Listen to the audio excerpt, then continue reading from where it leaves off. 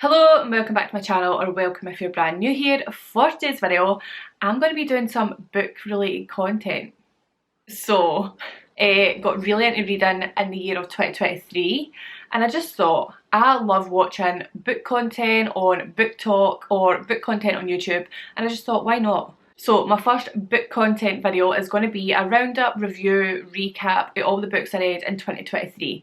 So if you want to see what books I read in 2023, just keep watching. I'm going to be truthful here.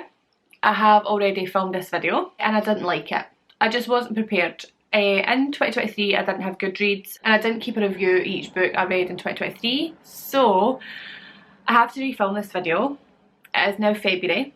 No judgment. In a previous video I did say January has been a shit month, so I didn't get a lot done. But I have went back old school and I've wrote down a review, recap, all that good stuff on paper so I can give a proper informative video about the books I read in 2023. So before I get into each individual book I read, I'm going to give you a kind of overall summary of the books I read, my good month reads, my bad month reads, all that good stuff. So in 2023, the year that I got back into reading, I read 25 books. My best read months were January and September, where I read 4 books, and my worst read months were February and April, where I read no books at all. I read 2 factual books and 23 fiction, which is surprising because going into last year, fiction was just no my jam. I loved factual books, autobiographies, all that kind of stuff, but my mind has been changed in the last year. Wee backstory first, I have had a Kindle since 2019. Harry got me a Kindle for my birthday, the first year we got back together. I did not use this Kindle until 2023. My mindset was always I need to finish reading all my actual books before I move on to Kindle. So the first 2 books I read in 2023 were my actual books. So the first book I read in January is this book here. It is a factual book, it's an autobiography, and it is Rotten, No Irish, No Blacks and No Dogs by John Lydon. So my mum gave me this book, she read it, she loved it. My mum loves anything Sex Pistols, Johnny Rotten or John Lydon, same person, and she told me I had to read this book, so obviously I gave it a shot. I knew quite a lot about the Sex Pistols, how they came to fame, how they came about, but this just gave you more of an insight of John Lydon growing up, his background, and then his kind of perception on things, which was interesting. And I think, was it last year or 2022 that the TV series, it was on Disney Plus, the TV series, I'll put it here when I know the name of it, it came out, and just seeing the similarities to the TV series to what actually happened, it was interesting. And I rated this a 4 out of 5 stars. I find it difficult to give a low rating on like autobiographies or factual books about people's lives because it is their life, so how can you rate kind of a low score? Do you get me? So this was the next book I read in 2023. I was actually given this by my friend. His sister gave him it and then he gave it to me to have a read. I've seen a lot about this book on TikTok and I really wanted to read it. It seemed really interesting. It is Why I'm No Longer Talking to White People About Race by Renee Eddy Lodge. This is obviously a factual book. It was a difficult read for me. I'm unsure if it was just a different writing style. The time of day I was reading it, I would always read it before bed, and I don't know, I just found it a really difficult read. Took me a while to get through it, but I kept it going just because I wanted to read this book, and I think I may need to go back and read it because I don't feel like I've took a lot of it in because it was such a hard read. I felt like I was just trying to get it finished. And it is a short book. It has 238 pages, so for a book that size it shouldn't have taken me that long to finish. So I might need to go back and reread this, but just for the fact it took me so long to read and it was quite a difficult read for me, I've rated it 3 out of 5 stars. Then I moved on to my Kindle. I don't know what kind of Kindle this is, but it's quite a small wee Kindle in my yellow case.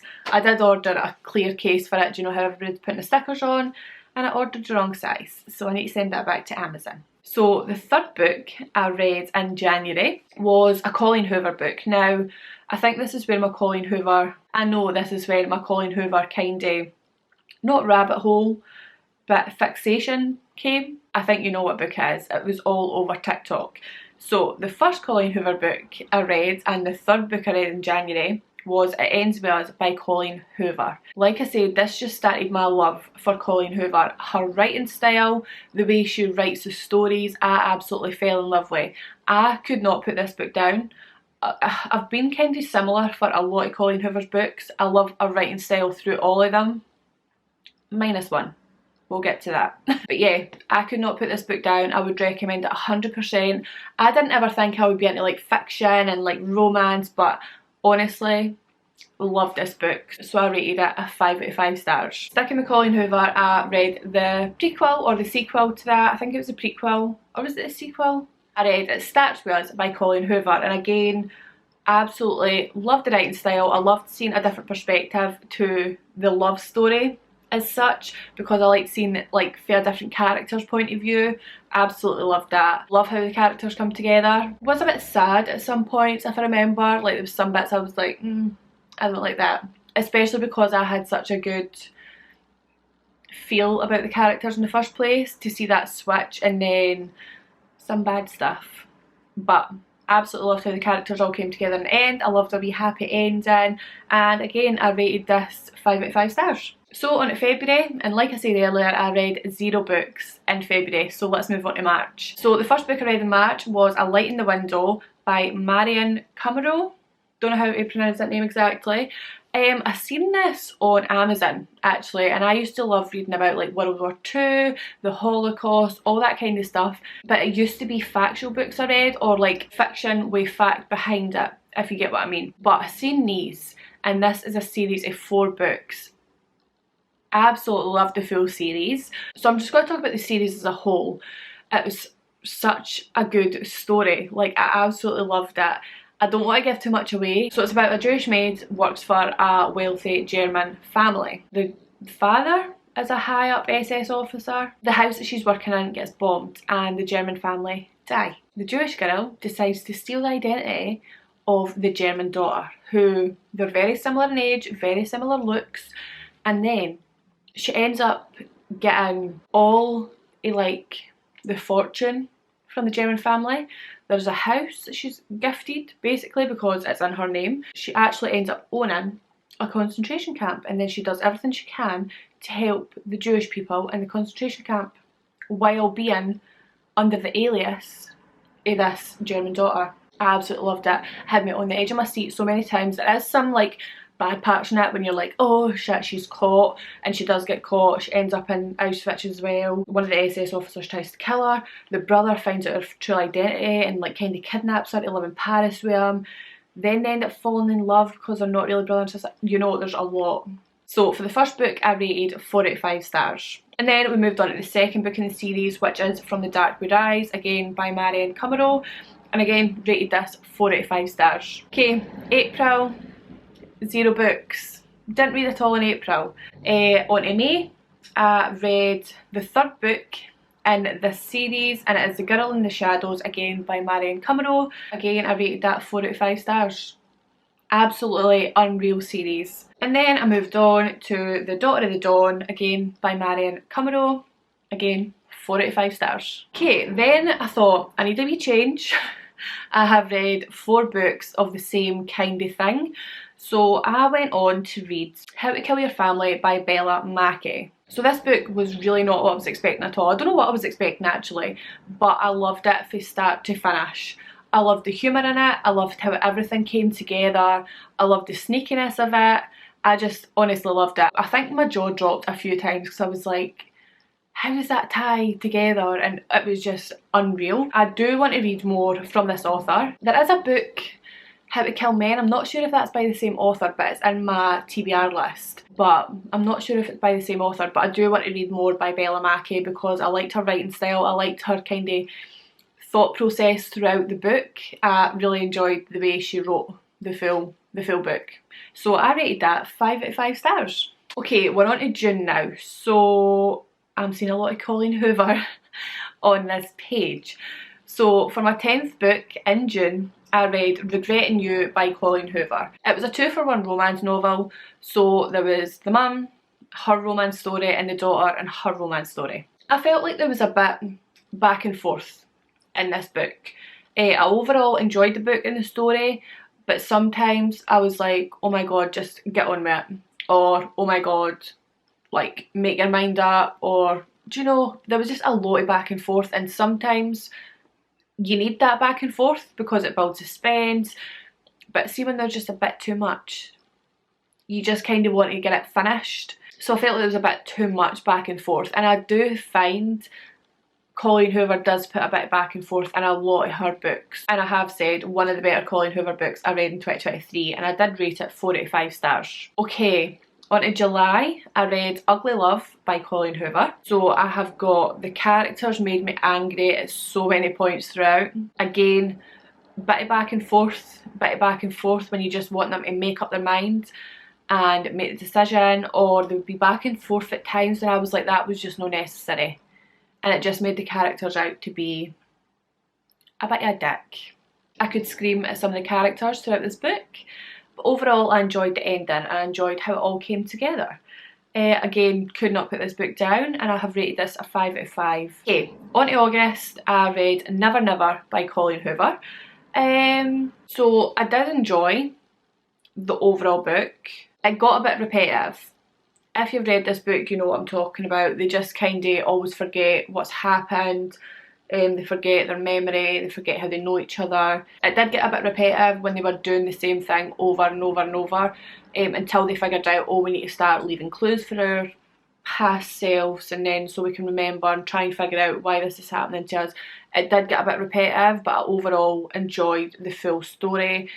I feel like from the time that they managed to remember everything to the ending when they figured out why it was happening, it was quite quick. So there was a lot of build up, and it was quite quick when they figured it out. But I did enjoy it. I gave it a 3 out of 5 stars. Okay, then I went on and read Reminders of Him by Colleen Hoover. I told you there was a lot of Colleen Hoover last year. So this book was really frustrating at times. There was a family feud over a death, basically. Enjoyed the love story throughout, and enjoyed the happy ending. But now that I think about it, it's not that memorable. I can remember like wee bits of it, but the overall story, it's not that memorable. So for that, 3 out of 5 stars. September, I read Verity by Colleen Hoover. So I can't actually decide if Verity or It Ends With Us is my favourite Colleen Hoover book, but I think I'm verging towards Verity. I don't have words. It was absolutely unreal. My jaw was literally on the floor so many times. So many times. Could not put this book down.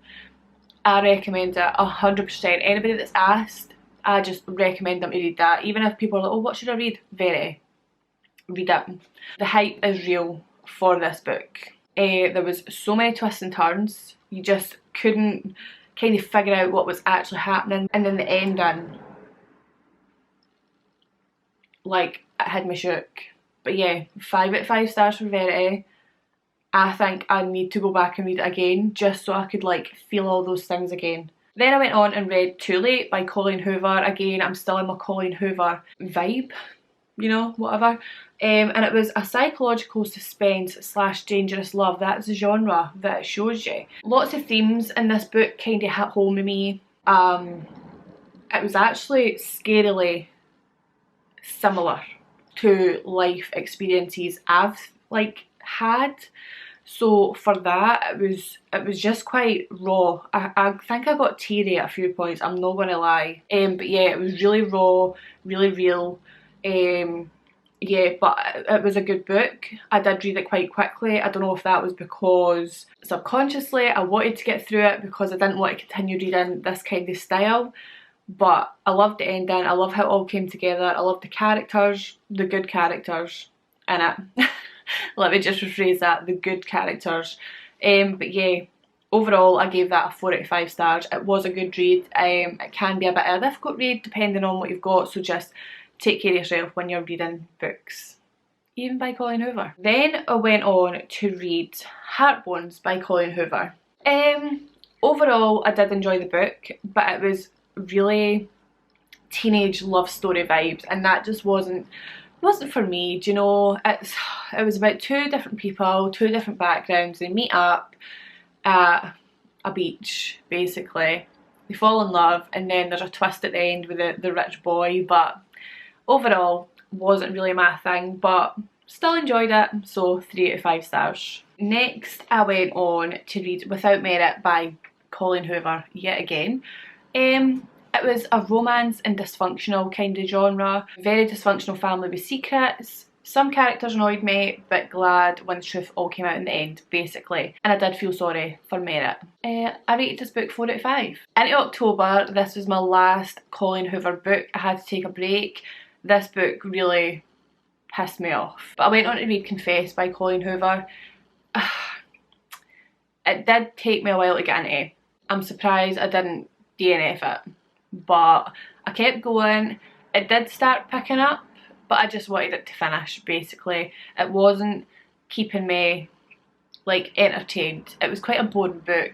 The characters, I don't know, it just wasn't for me, and it took me a while to finish. Overall I gave it 2 out of 5 stars. So the next book I read was In Maid by Nita Prosey. I actually read this book by accident. I was looking for The Housemaid, but I just typed in The Maid and I was like, oh, that must be it. It wasn't, but I still absolutely loved this book. So the main character, I absolutely loved her, and before I read like the blurb, I was like, she's autistic. Like, you can just kind of tell. In the blurb it does tell you that, kind of confirms that, but I already knew just by reading it. But I absolutely loved the main character, but she was fucked over. I love how it all turns around and it proves her innocence. And the sequel was, when I wrote this, on my Twitch for TBR list. I have already read that. I will talk about that in my next video. But absolutely loved it. 5 out of 5 stars. I 100% recommend this book. And then the next book I went on to read was the original book I was supposed to read. It's The Housemaid by Frida McFadden. Again, loved this book. Absolutely loved it. So in a nutshell, the maid works for a creepy family but ends up turning into a murderer. It was justified. I'm going to say that. It was justified. A lot of twists and turns in this book. It really kept you on your toes, and when you think you've got it figured out, you don't. I'm just going to tell you, you don't have it figured out. But I gave that 5 out of 5 stars. Absolutely loved it. Into November, I read the sequel to The Housemaid, and it's The Housemaid's Secret, again by Frida McFadden. Nina the maid is still continuing to work as a housemaid, but then she is kind of recruited to be a husband killer by the wives. They were bad husbands. Again, loved the book. So many twists and turns, kept me on the edge of my seat. Another 5 out of 5 read. 100% would recommend. Okay, I stuck with kind of thrillers and I went on to read The Family Upstairs by Lisa Jewell. Very dark and twisted, a lot of dysfunction in the full book, multiple murders, and ends up with the kids splitting up, but then they meet again in strange ways. So I gave this a 4 out of 5 stars. And then the next book I read was the sequel to that. It's The Family Remains by Lisa Jewell. Again, another side to the story, different things happening, how they all came about, what actually went on in the house when they were grown up. Yeah, another 4 out of 5 read. Into December, I first read Between Us by Mary McFarlane. So this was like a romance novel. Basically, the couple are together and then they split up. They still go on a group holiday with all their friends, and they've not really told them that they're split up, but then it all comes out, and then cheating rumours come out. He makes like TV series and it's all based on like truths, and she just kind of unpicks it and it's really interesting. Loved the way it all came out in the end. I loved like the kind of girl power. I loved the girl solidarity of the friend group. But yeah, I could scream through this book. The main male character, I hated him. Absolutely hated him. But yeah, overall enjoyed the story.